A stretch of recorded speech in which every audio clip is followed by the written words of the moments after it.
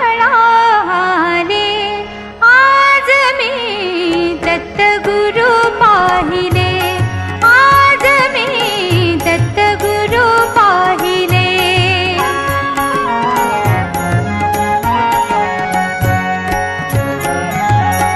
शंख चक्र करी विराजित ते, पद्मकमंडलु हाती शोभते.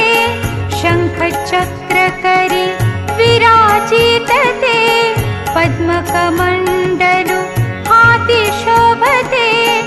भस्मांकित तनु गोतिर्वाणी, यतिवेशे सदन